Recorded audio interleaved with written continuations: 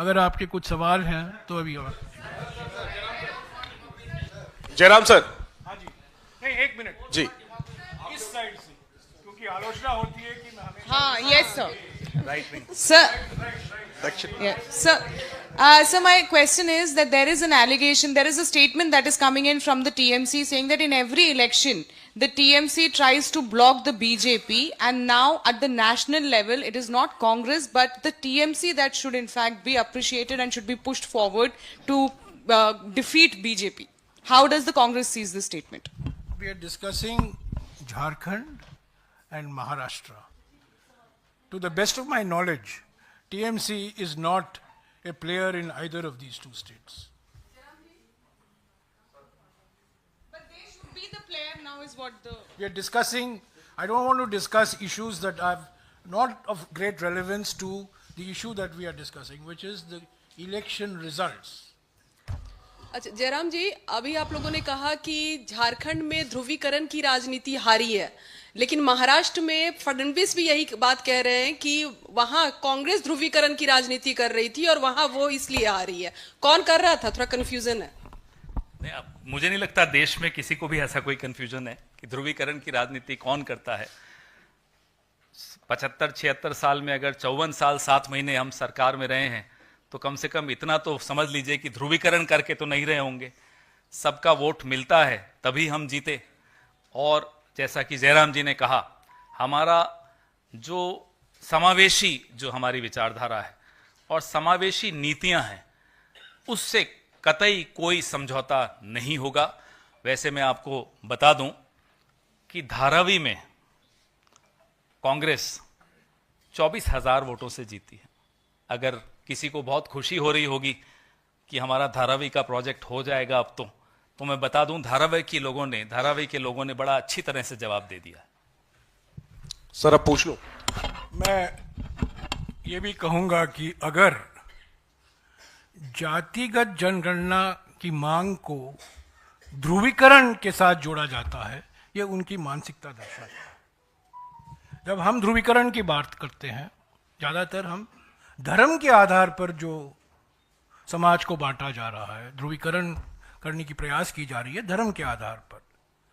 और जो आलोचना की जा रही है कि जब हमारे नेता, खास तौर से राहुल जी, कांग्रेस अध्यक्ष जी, जाति जनगणना की बात उठाते हैं, वो समाज का ध्रुवीकरण कर रहे हैं, मैं नहीं समझता हूं ये सही है।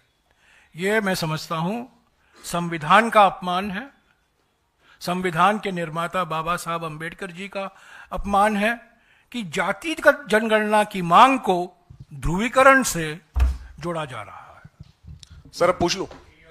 सर जयराम सर इधर से भी। एक मिनट आना, धीरे धीरे वहां, धीरे धीरे लेफ्ट वर्ड, राइट से centre. You have, attacked no less than the Election Commission on electoral rolls. You have said various other acts of omission and commission on the Election Commission. Who stopped you from raising these issues, taking it up if the referee was not fair? What did you do, and why are you now blaming it after the entire match is over, that the referee is wrong? Well, during the match also, we kept approaching the election commission. Wait, just a minute, I know what you're saying. So we kept raising this issue. Mind you, my friend, I know you belong to a particular channel, but I'll still say it in response to your question. Just as nobody believed us when we spoke about Mr. Gautam Adani, now that the DOJ, now everybody is barring one channel, everybody is talking about it. Similarly, a day will come when all that is happening in the name of elections in this country will be exposed. And I hope that day comes sooner than later. यही सवाल था। We made numerous complaints to the Election Commission during the campaign. Okay? So it's not true to say that we did not approach the Election Commission. But I think, this word that I keep hearing, that the BJP won Maharashtra because of micromanagement. This word micromanagement is a euphemism. It's a nice way of saying ground level manipulation. Micromanagement is equal to ground level manipulation. And this is exactly what has happened. Targeted. Each one of our leaders has been targeted. People who have been winning election after election after election, against whom there has not been any question mark. Models of integrity, models of efficiency, people who have been senior ministers, former chief minister. It's a targeted manipulation. So this micromanagement, you can say it's micromanagement, but at the ground level what is happening, and the administration is theirs. The administrative machinery is controlled by them, by the BJP in Maharashtra. And the BJP stakes in Maharashtra are the maximum.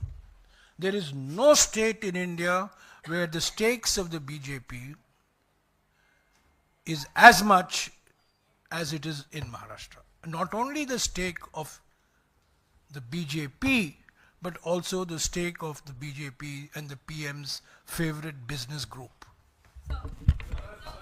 कहने का मतलब ये है, हिंदी में भी बता दूं, कि जो नगर सेठ हैं उनके भी सबसे ज्यादा इंटरेस्ट मुंबई में ही है। पवन जी, मेरा भी सवाल वही था कि ये पब्लिक मैंडेट नहीं, अगर मैनिपुलेटेड मैंडेट है महाराष्ट्र के संदर्भ में और ज्यूरी कॉम्प्रोमाइज्ड है, और इसको कुछ लोग थ्योरी ऑफ लिमिटेड डेमोक्रेसी भी कह रहे हैं, तो कब तक जो विपक्षी पार्टियां हैं चुनाव के परिणाम के बाद इसका विश्लेषण करेंगी? क्या वक्त आ गया है कि विपक्षी पार्टियां अक्रॉस द प्लेटफॉर्म ये तय करे कि अगर ये फ्लॉड सिस्टम है तो इसमें पार्टिसिपेट ही नहीं करना है? आपका सुझाव अच्छा है, चर्चा करेंगे इस सुझाव पर। सर जयराम सर इधर से मौका दे दीजिए।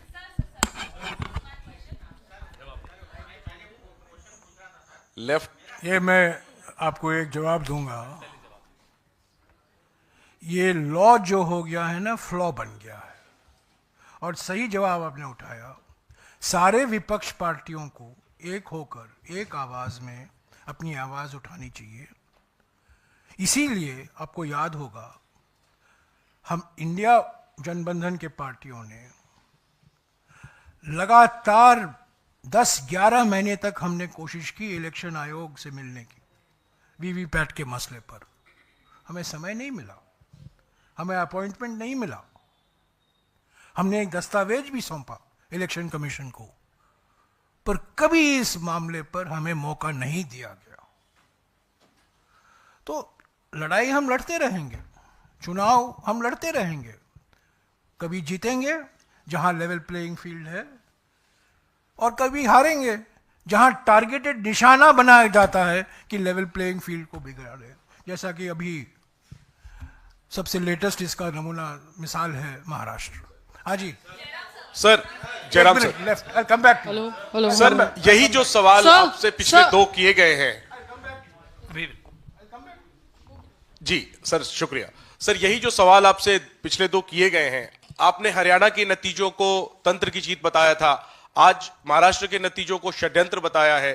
तो लोग ये जानना चाहते हैं कि आप लोग निर्णायक तौर पर इस षड्यंत्र, तथा कथित षड्यंत्र जो आप कह रहे हैं, इसके खिलाफ निर्णायक तौर पर आप लोग क्या करने वाले हैं? आपकी क्या रणनीति है, या सिर्फ ये एक रस्म है जो आप रिएक्शन देकर के हर बार हरियाणा के बाद छोड़ दिया, आज आप महाराष्ट्र के बाद छोड़ दे रहे हैं? और हमने देखा कि राहुल गांधी वायनाड में ज्यादा सभाएं कर रहे थे, जबकि वो एक उपचुनाव था और नतीजे भी लगभग स्पष्ट थे चुनाव वोटिंग से पहले ही, लेकिन महाराष्ट्र पर उनका फोकस कम था। उन्होंने वायनाड में ज्यादा सभाएं की, महाराष्ट्र पर कम सभाएं की। इसका क्या स्पष्टीकरण है कांग्रेस के पास? क्या इसकी वजह से ये नहीं लगता कि गंभीरता की कमी थी? झारखंड में कम से कम 4 बार तो मुझे याद है कि राहुल जी की विजिट झारखंड में हुई थी। नहीं, मैं कर रहा हूं, महाराष्ट्र में भी लगातार उन्होंने चुनाव शुरू होने से पहले से शुरू किया। ऐसा नहीं है कि आप कह दें कि वहां गए यहां नहीं गए, ये मुझे लगता है एक गलत आकलन है। नंबर 1 जो आपका सवाल था कि हम मुद्दा ये चुनाव की पारदर्शिता का उठाते हैं और छोड़ देते हैं। हमारा जो तपस्या है, पहली तपस्या मीडिया से है। आप जिसको मास्टर स्ट्रोक की उपाधि देते हैं, उस पर थोड़ा सवालिया निशान भी लगाना शुरू कीजिए। जैसे जयराम जी कह रहे थे माइक्रो मैनेजमेंट, ये क्या मुद्दा है, ये क्या है माइक्रो मैनेजमेंट?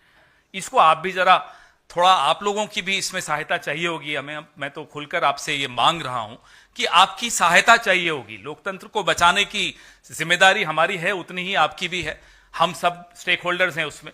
तो इसमें थोड़ा एक कदम अब आप भी बढ़ाइए तो उचित रहेगा, सबके लिए अच्छा रहेगा। Sir. आप ही के सवाल है ना? सर, जैसे पिछली बार आपने हरियाणा के बहुत सारे उम्मीदवारों ने, जो कांग्रेस के उम्मीदवार थे, आपसे शिकायत की कि ईवीएम की काउंटिंग में गड़बड़ी है।